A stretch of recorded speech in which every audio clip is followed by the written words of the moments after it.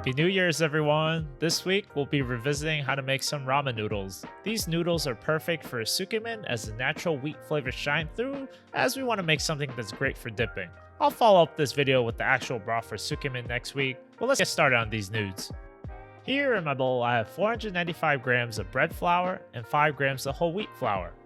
The 1% of whole wheat flour adds an extra wheaty flavor that makes it great for dipping. It's kind of similar to adding whole wheat flour to your white bread doughs for that extra oomph. Right now, I'm going to add in 5 grams of liquid kansui to a bowl of 200 grams of water and 5 grams of salt. The kansui is needed for these noodles, and it's readily available in New York City, although you could definitely make your own by baking some baking soda. I'm sure there's YouTube videos around of it. Mix the liquid solution well, and now we're going to slowly pour it into our flour mixture as we want to hydrate all of the flour particles. Once all the liquid has been mixed, make sure to scrape off any dough off your mixer or whatever device you're using. The dough mixture should kind of be sandy, but will stick together as smush. If you see or feel any big chunks of dough inside of the bowl, try to break it up into smaller pieces as we want all the dough to hydrate correctly. Once we're done with all this, transfer all your dough into a Ziploc bag and let it rest for 30 minutes. After resting, it's time to knead our dough. The reason I place it in a Ziploc bag is because it's a lot easier and less stressful to knead the dough using your feet than using a rolling pin. We'll knead this dough until it's more or less cohesive, and then I like to take the rough edges and fold it over itself and knead it one last time to make it a little bit more smooth. Let it rest for another 30 minutes before we divide our dough. We're going to divide our dough into quarters and start to pass it through the pasta roller at the widest setting first.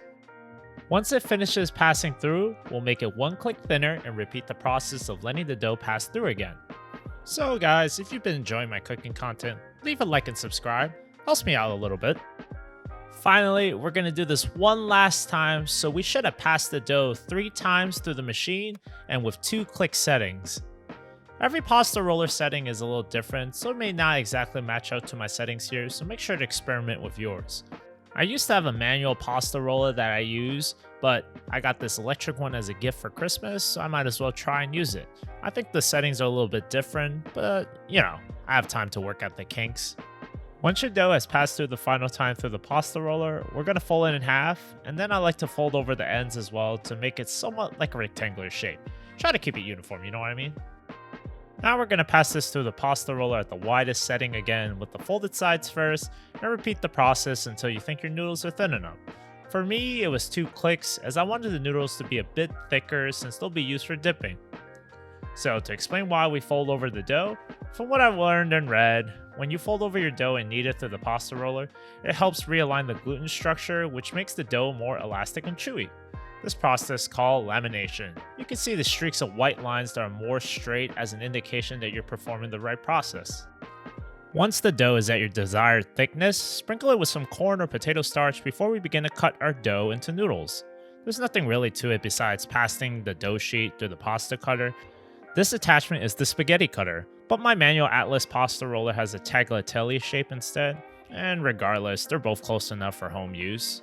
Don't worry too much about it, as most of the time noodles are made using these giant factory machines anyway, so this is close enough.